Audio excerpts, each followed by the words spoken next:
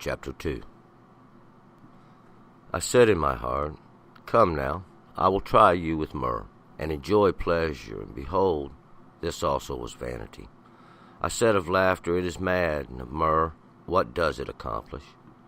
I searched in my heart how to pamper my flesh with wine, and my heart conducting itself with wisdom, how yet to lay hold on folly, till I might see which it was best for the sons of men that they should do under the heaven the few days of their life. I made me great works, I builded me houses, I planted me vineyards, I made me gardens and parks, and I planted trees in them of all kinds of fruit. I made me pools of water, to water therefrom the wood springing up with the trees. I acquired me men servants and maid servants, and had servants born in my house. I also had great possessions of herds and flocks, above all that were before me in Jerusalem. I gathered me also silver and gold and treasures, such as kings in the provinces have as their own.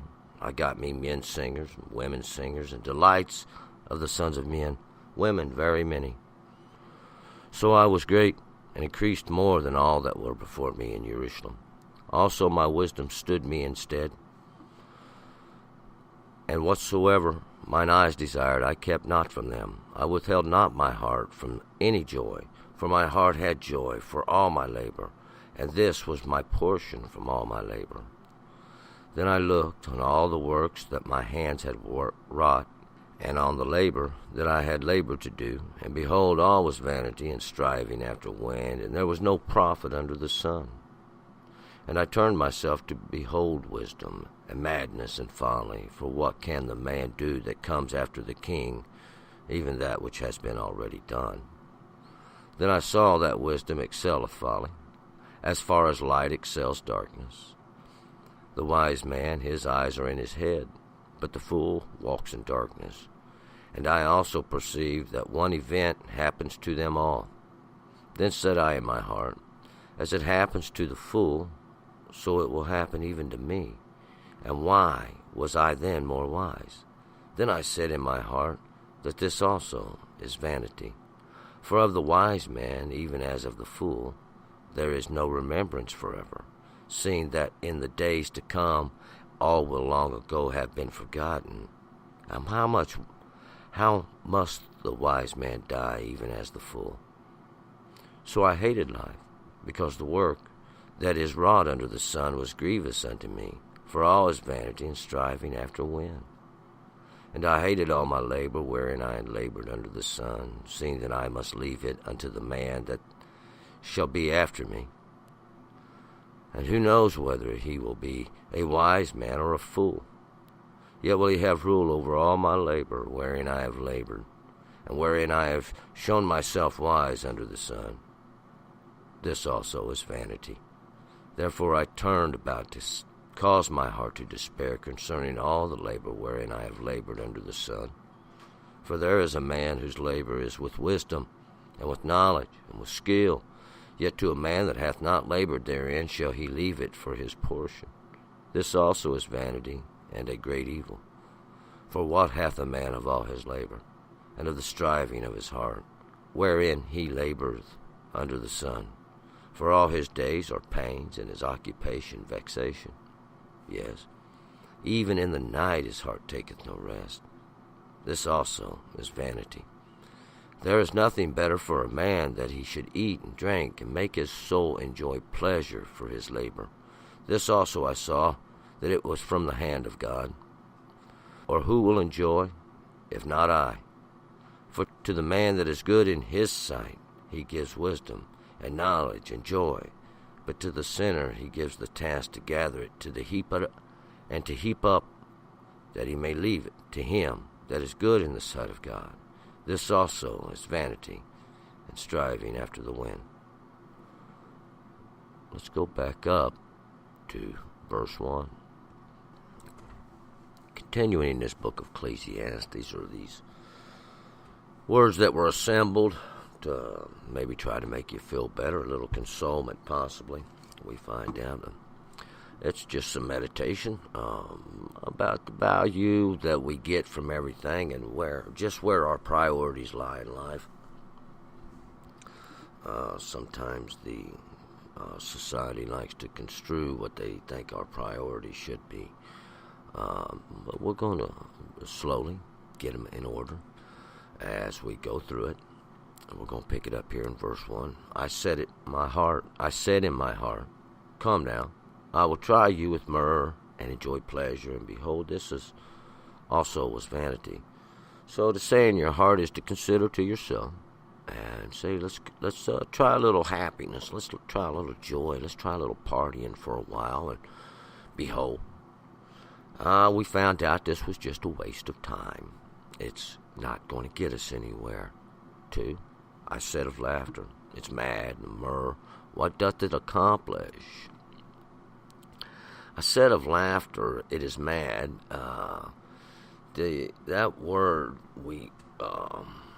it can be looked as laughter. It's often like laughter of derision or making jokes, making sport of something.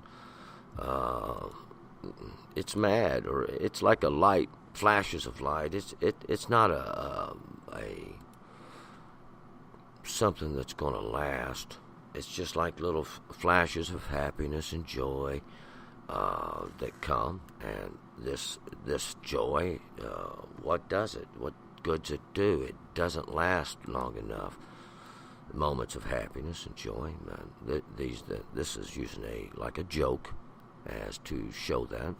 3, I searched in my heart how to pamper my flesh with wine, and my heart conducting itself with wisdom, how yet to lay hold on folly, till I might see which was best for the sons of men, that they should do under the heaven the few days of their life. So I thought about it. I searched in my heart how to pamper my flesh with wine. And that's to take pleasure as rewarding, to kind of pamper myself, or we could look at it like that, with wine, or the effects of wine. Though, keeping myself in an understanding so I could understand just what this was doing. We'll see, to see what was best for the sons of men, to see whether or not it was good for them, or for anybody. And because life's short, they only got a few days, and it's good to see that men should enjoy themselves or not. 4, I made me great works, I builded me houses, I planted me vineyards. These things have we accomplished. We here, Solomon, most likely, had done these things. He had built great places. He built his house. He built vineyards, and we'll see these parks. 5, I made me gardens and parks. I planted trees in them of all kinds of fruit. And he made gardens and parks with fruit trees, orchards, we can call them that. We'll see, he built places, and he satisfied himself with these kinds of laborings to accomplishments. 6, I made me pools of water to water therefrom, the wood springing up with trees.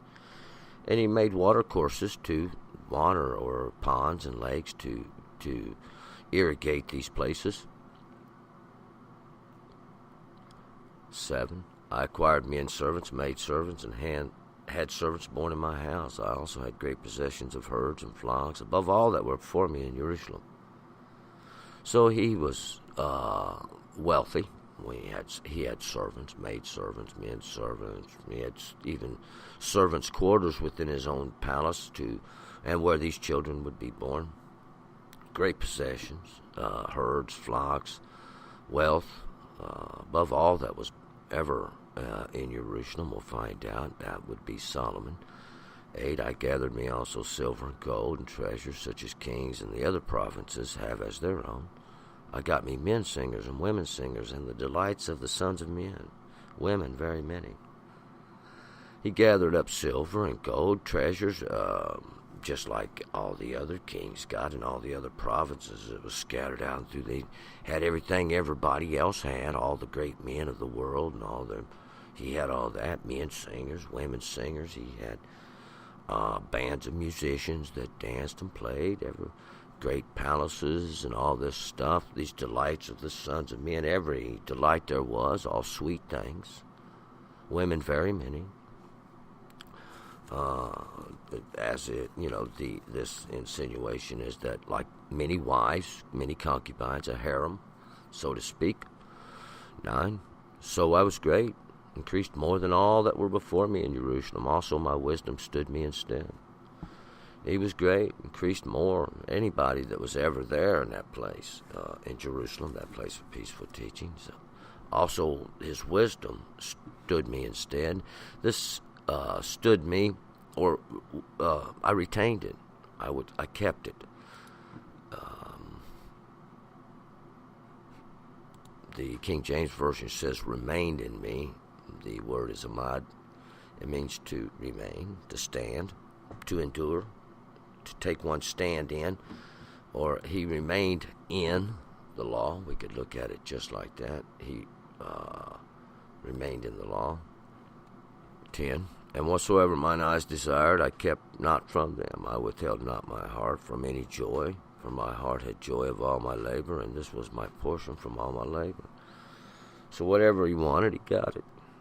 He worked for it. He earned it, and this was the portion that he got for work, and this was what he got for his labor. He took this what he wanted, he got it. He went and worked for it, he got it. That was his portion. Whatever he wanted, he did it. 11. Then I looked, and all the works that my hands had worked, and all the labor that I had labored to do, behold, all was vanity and striving after wind, and there was no profit under the sun. After he'd got everything done, he looked, see, and he had gained nothing. He had got nothing for it.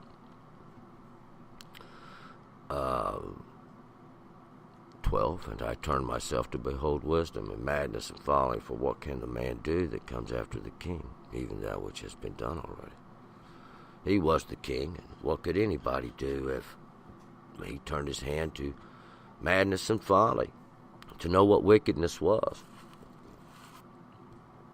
For there's nothing nobody can do to the king, especially something he's already done. 13. Then I saw that wisdom excelleth folly, as far as light excels darkness.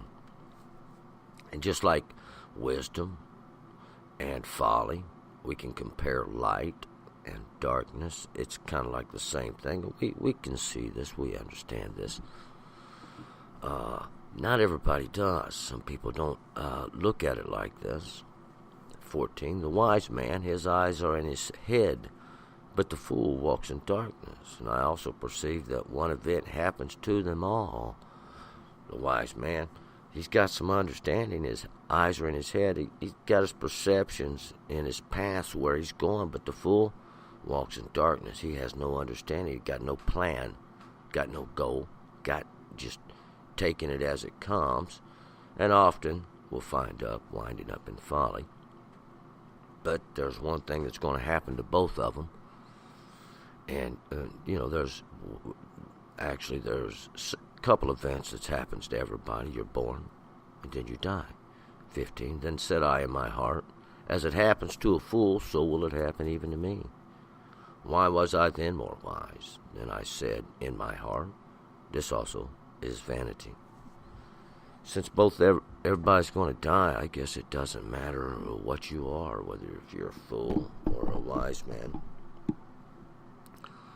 There's a whole lot of days in between there, and I guess it would be better to walk in wisdom than to walk in darkness all your days. 16. For of the wise man, even as of the fool, there's no remembrance forever, seeing that in the days to come all will long ago have been forgotten. How must the wise man die even as the fool? For of the wise man even as of the fool, both of them are going to die. And in years to come, there's going to be no remembrance. Seeing as in days to come long ago, that just like everybody from way back, they're forgotten. And that's what's going to happen to everybody, the wise man and the fool. Why is it like this? Why does the wise man die and as the fool? We'll find out. The Lord gives you a chance to live within the understanding, and this is what causes life from generation to generation. 17. So I hated life, because the work that is wrought under the sun was grievous unto me. For all is vanity and striving after wind. So I hated life. A lot of people go through this right here. They hate life because the work it's caused under the sun, it's grievous. We have to do things. Always got to do something. And it kind of seems like a waste of time, all of it altogether. We'll find out there is rewards in life. The reward is to be able to enjoy the fruit of your labor. If we don't labor, we have no fruit to enjoy. 19. And who knows whether he will be a wise man or a fool? Yet will he have rule over all my labor, wherein I have labored, and wherein I have shown myself wise under the sun. This also is vanity. And what good does it do a man to be great in wisdom, to have established something with some understanding and knowledge, and only a fool take it over and it gets squandered away? What good is it done? It's vanity. What good's it done in any case? We'll find out, though, there is an inheritance one can leave that does all the good. 20. Therefore I turned about to cause my heart to despair concerning all the labor wherein I had labored under the sun. So I turned my heart and caused my heart to despair. I felt sorry for myself about everything I tried to do in life. The Lord's accomplished all things, so our job is to enjoy and experience the joy that the Lord has given. 21. For there is a man whose labor is with wisdom, and with knowledge, and with skill. Yet to a man that hath not labored, therein shall he leave it for his portion. This also is vanity and a great evil. But for a man that labors with wisdom and knowledge, he tries to do something and does it with skill. He has the ability to accomplish what he tries to do. What good does it do if he has to leave it for somebody that has no understanding? This could become a great evil, or it's just a waste of time, especially if one would distort this. 22. For what hath a man of all his labor and of striving of his heart, wherein he labors under the sun? What does a man gain from all his labor and for all his striving of his heart, if it doesn't please him, if he can't get no satisfaction from it? What good's it doing him? 23. For all his days are pains, and his occupation vexation. Yes, even in the night his heart takes no rest. This also is vanity. What good's it done? All his days, everything's been for trouble and pain, and even his occupation, that which he does, is just was a struggle, having to try to do that and everything else too. And in the night, his heart takes no rest. He considers all this. This also is a waste of time, this worry.